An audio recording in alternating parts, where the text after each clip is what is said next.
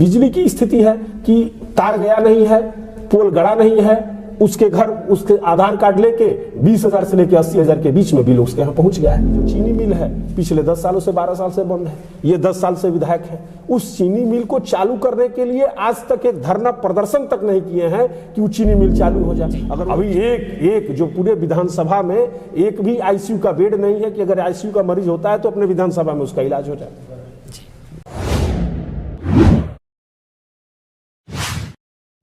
नमस्कार, मैं हूं निर्भय और आप देख रहे हैं कमिंग भारत के साथ बलिया की बात। बलिया की बात की चुनावी चर्चा में आज हमारे साथ हैं सुभाषपा के एक वरिष्ठ नेता शिवेंद्र प्रताप सिंह जी, जो रसना विधानसभा क्षेत्र से जोरदार विधानसभा चुनाव को लेकर तैयारी भी कर रहे हैं। शिवेंद्र जी, बलिया की बात में आपका बहुत बहुत स्वागत। धन्यवाद। सबसे पहले शिवेंद्र जी, हम आपसे जानना चाहेंगे कि एक संसाधन युक्त विधायक और रसना विधानसभा क्षेत्र से 2 बार लगातार विधायक चुने गए हैं, उमाशंकर सिंह के खिलाफ आपको यहां से चुनाव लड़ना होगा। कितना चुनौतीपूर्ण होगा ये चुनाव आपके लिए? देखिए, एक जनता को कितना संसाधन मुहैया करा जाता है ये महत्वपूर्ण होता है जी। चूँकि ये चुनाव जो लड़ना है ये जनता लड़ रही है जी। एक ऐसे जनप्रतिनिधि के खिलाफ जो आज तक जीतने के बाद लोगों के बीच में सिर्फ कुछ दिनों के लिए रहते हैं, जिन फ़ोन नहीं उठाते हैं। अगर किसी को कोई समस्या हो जाती है, अभी कोतवाल कोई मोटरसाइकिल या कहीं कोई दिक्कत होती है तो वहाँ कोई फ़ोन नहीं उठाते हैं।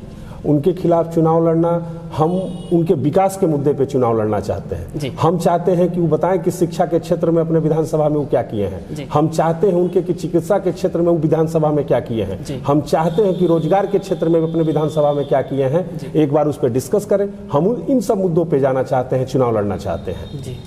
और जो उनका चुनाव जीतना है, पिछली बार का चुनाव जीतना है, वो हम लोग की सहयोगी समाजवादी पार्टी के सड़कों जो शासनकाल में जो बजट हम लोग के विधानसभा में मिला या जनपद में मिला, उस कामों को वो अपना काम बता के बस जनता का वोट ले लिए। यही बात हम लोग उस समय समझा नहीं पाए, अब जनता जान गई है। जानने का कारण है कि अब सभी लोग पूछ रहे हैं कि अगर आपका काम होगा तो आपके निधि का वहाँ बोर्ड क्यों नहीं लग रहा है, तो अगर आपका बोर्ड नहीं है तो आपका काम नहीं है। तो सभी लोग, जनता जान गई है कि इनका कोई काम नहीं है और ये कोई मतलब नहीं है, ये बरगला के वोट ले रहे हैं।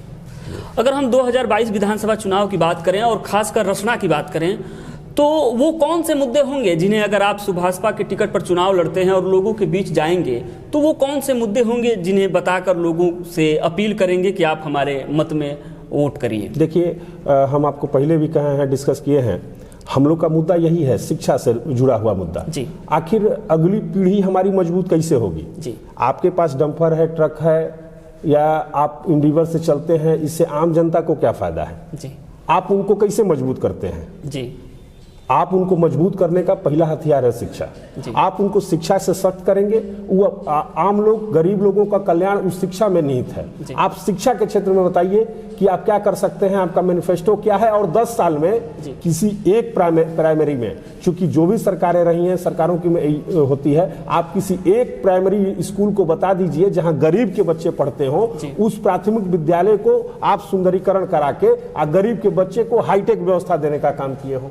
हमारा सबसे प्रमुख मुद्दा शिक्षा है, चिकित्सा है। चिकित्सा के क्षेत्र में आज जनपद जो हम लोग का बलिया जनपद में रसड़ा है, अत्यंत पिछड़ा है। अभी एक भी कोई चिकित्सा ऐसा नहीं है जो आप कह दें कि अभी इमरजेंसी में एक आईसीयू का बेड नहीं है पूरे विधानसभा में। अभी एक जो पूरे विधानसभा में एक भी आईसीयू का बेड नहीं है कि अगर आईसीयू का मरीज होता है तो अपने विधानसभा में उसका इलाज हो जाए। यही सब मुद्दे हैं, रोजगार के मुद्दे हैं। अभी आपकी जो चीनी मिल है पिछले 10 सालों से 12 साल से बंद है, ये 10 साल से विधायक है। उस चीनी मिल को चालू करने के लिए आज तक एक धरना प्रदर्शन तक नहीं किए हैं कि वो चीनी मिल चालू हो जाए। अगर वही चीनी मिल चालू हो जाती, घर घर कुछ ना कुछ रोजगार शुरू हो जाता, कुछ ना कुछ आय का साधन मिल जाता। तो क्या हम माने कि अगर आपकी सरकार, गठबंधन की सरकार बनती है उत्तर प्रदेश सरकार में, तो आप जनता से वादा करते हैं हमारे चैनल के माध्यम से कि चीनी मिल को फिर सुचारू रूप से चालू कराने का काम करेंगे? देखिए, अगर हमारी गठबंधन की सरकार बन रही है उसमें कहीं से कोई दिक्कत नहीं है। यहाँ से हम निर्वाचित भी हो रहे हैं और मेरा प्रमुख मुद्दा है, पहला मुद्दा है कि यहाँ चीनी मिल को चालू कराना है। और उसके बाद हमको चिकित्सा के क्षेत्र में जाना है कि तुरंत हम यहाँ पे एम्स या उसके स्तर की कोई संस्था है जो हमारे विधानसभा या आसपास के जनपदों में इलाज उसके लोग गरीब लोग उससे लाभान्वित हो, लाभ मिले उनको। और शिक्षा के क्षेत्र में तो अभी बहुत गुंजाइश है। व्यक्तिगत हम तो शिक्षा और चिकित्सा के क्षेत्र में जुड़े हुए हैं। अभी जनपद का पहला सबसे बड़ा हॉस्पिटल 150 बेड का अभी हमारे यहाँ खुलने वाला है और शिक्षा में भी बहुत काम हो गया है और बहुत काम करना बाकी है। हमारी उपलब्धि है कि इन क्षेत्रों का विकास होगा तो आम जनता इससे संतुष्ट होगी, आम जनता का भला होगा, गरीब लोगों का भला होगा, चूंकि शिक्षा ही ऐसा माध्यम है जिस सबको प्लेटफॉर्म मजबूती प्रदान करता है। कभी भारतीय जनता पार्टी के टिकट पर रसना विधानसभा क्षेत्र से चुनाव लड़ते थे राम इकबाल सिंह जी, जो अभी वर्तमान में समाजवादी पार्टी की सदस्यता ग्रहण की है और समाजवादी पार्टी में शामिल हुए हैं। उसका कितना फायदा होगा रसना विधानसभा क्षेत्र में आपको? देखिए, चूंकि पूर्व विधायक रहे हैं जी, कद्दावर नेता रहे हैं जी, पक्ष जिसके साथ रहे हैं उसका कभी साथ नहीं छोड़े हैं जी। जरूर बेस है उनका, ऐसा नहीं है, काफी बेस है। हम तो क्षेत्र में घूम रहे हैं, बहुत लोग हमसे कहे हैं कि माननीय इकबाल सिंह जी, पूर्व विधायक माननीय राम इकबाल सिंह जी जिधर जाते हैं हम लोग उधर रहते हैं। हमसे दल पार्टी से नहीं मतलब है। हमको हर ब्लॉक में आप जा रहे हैं, हर गांव में जा रहे हैं तो एक लोग हमको मिल रहे हैं कि हमारा 10 ही वोट है लेकिन हम उनके कहने पे वोट देते हैं। हम किसी पार्टी और दल के साथ नहीं। तो हम लोग लाभ मिलेगा, निश्चित हमारी पार्टी को लाभ मिलेगा और इसी विधानसभा में नहीं मिलेगा, पूरे जनपद में मिलेगा और पूरे प्रदेश में मिलेगा। अगर हम बात करें एक बार उत्तर प्रदेश, पूरे उत्तर प्रदेश की, तो क्या मुद्दे होंगे आपके ओम प्रकाश राजभर और अखिलेश यादव के पास? क्योंकि लगातार रैलियां भी चल रही थी, अभी आचार्य संहिता लगा हुआ है, तो वो कौन से मुद्दे होंगे जो इतनी बड़ी पार्टी भारतीय जनता पार्टी को आप शिकस्त दे पाएंगे 2022 विधानसभा चुनाव में? देखिए, हमारे मुद्दे गरीबों से जुड़े हुए हैं जी। गरीबों का भला किसमें हो रहा है उस मुद्दे को प्राथमिकता दी जाएगी जी। उसमें सभी लोगों का हित है। जैसे हम लोग चाहते हैं कि फ्री शिक्षा का मतलब कि कोई भी लड़का अपनी योग्यता के हिसाब से जिस कॉलेज में उसका एडमिशन होता है एंट्रेंस से या डायरेक्ट जैसे भी एडमिशन होता है वो एडमिशन कराए और उसके पूरे पढ़ाई का खर्च सरकार वहन करे जी। इस मैनिफेस्टो के साथ हम लोग आना चाहते हैं कि फ्री शिक्षा दें, फ्री चिकित्सा में आना चाहते हैं। फ्री चिकित्सा का मतलब कि किसी का इलाज की जरूरत है या किसी को किसी प्रकार की चिकित्सा की जरूरत है तो वो हॉस्पिटल में जाए और हॉस्पिटल में अपना जाने के बाद इलाज कराए और उस इलाज का पैसा सरकार दे।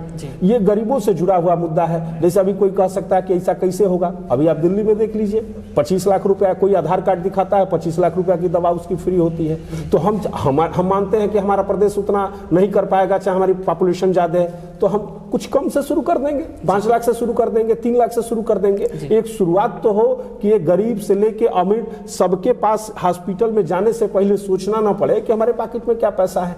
फिर आप देख लीजिए, अभी गरीबों से ही जुड़ा मुद्दा है, बिजली का मुद्दा है। बिजली की स्थिति है कि तार गया नहीं है, पोल गड़ा नहीं है, उसके घर उसके आधार कार्ड लेके 20,000 से लेके 80,000 के बीच में बिल उसके यहाँ पहुंच गया है। ये सब विसंगतियों को दूर करने के लिए हमारे माननीय नेताजी ने कह दिया है कि घरेलू बिजली का बिल माफ होगा जी।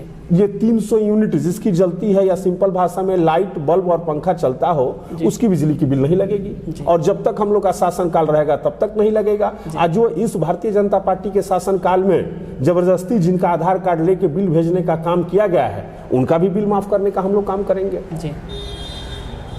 एक बात जानना चाहूंगा, लगातार ओम प्रकाश राजभर जी से मिलते होंगे, क्या उत्तर प्रदेश में सीट का बंटवारा को लेकर क्या है? देखिए, हमारे नेताजी का शर्त है एकदम क्लियर जी, स्पष्ट। पहला शर्त है जी, माननीय अखिलेश जी को मुख्यमंत्री बनाना जी। टिकट को लेकर कोई शर्त नहीं है, एकदम स्पष्ट, कोई शर्त नहीं है। ये एक स्वाभाविक गठबंधन है, एक नेचुरल गठबंधन है जिसमें जाने के बाद वहाँ शर्तें स्वतः ही समाप्त हो गई जी। हम लोग तो गठबंधन का निर्वहन करते हैं जी।